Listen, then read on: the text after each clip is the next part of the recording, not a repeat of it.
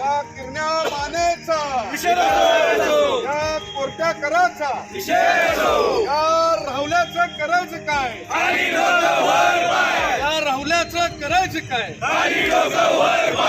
या किरण्याचं करायचं काय।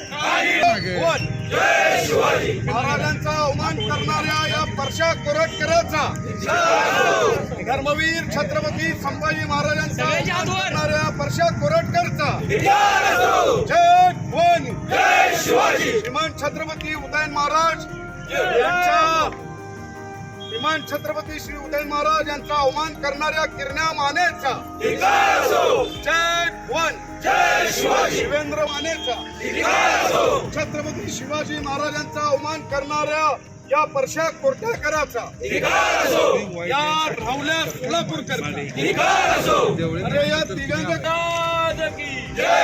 धर्मवीर छत्रपती श्री संभाजी महाराज की माता की जय। हिंदू भवानी,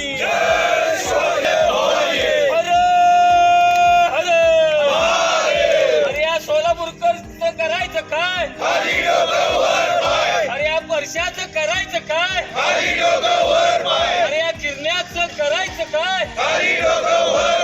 जय जय जय जय जय भवानी, जय जय जय जय जय शिवाजी, जय जय जय जय जय शिवाजी, जय जय जय जय जय भवानी। खाली डोकं वर पाय, या मनाचं करायचं काय, खाली डोकं वर पाय, आवड्याचं करायचं काय, खाली डोकं वर पाय, आवड्याचं करायचं काय, खाली डोकं वर पाय, वर्षाचं करायचं काय, खाली डोकं वर पाय।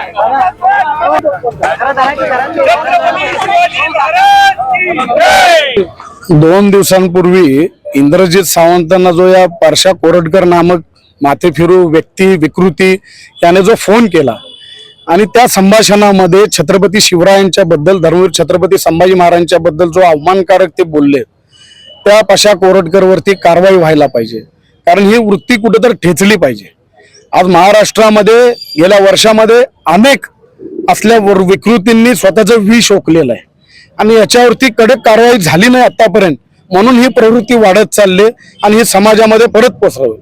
माझे महाराष्ट्राचे मुख्यमंत्री देवेंद्र फडणवीस यांच्याकडे मागणी आहे की या कोरटकरला बेड्या ठोकून त्या पावनखिंडीमध्ये न्या आणि त्या ठिकाणी याला शिक्षा द्या आणि एक आदर्श शिक्षा असल्या अवमान करणाऱ्यांच्या विरोधात जी कारवाई महाराष्ट्र शासन करतं ही एक कारवाई तुम्ही याच्यावरती करा।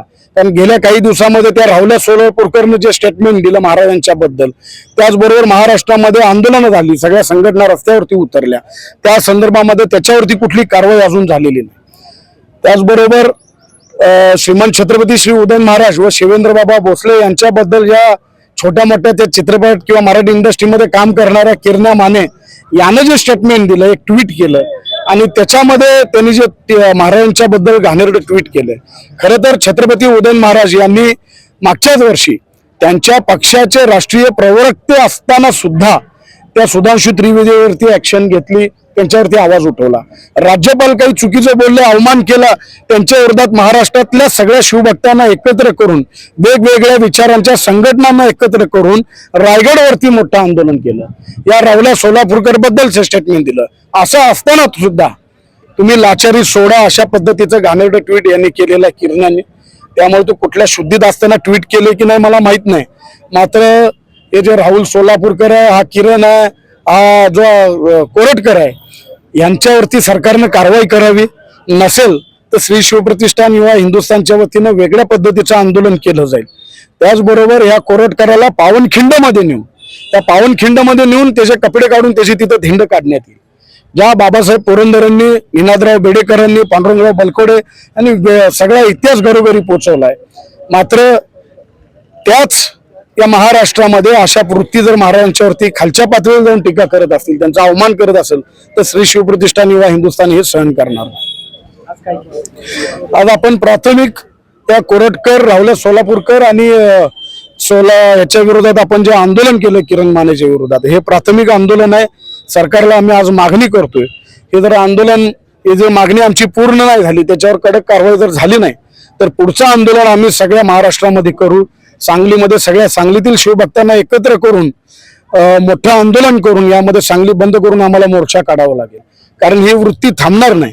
आणि समाजामध्ये कोण छत्रपती शिवाजी महाराजांच्यावरती टीका करतोय त्याच्यावरती मग प्रतिक्रिया कोण देणार हे ठरतंय का?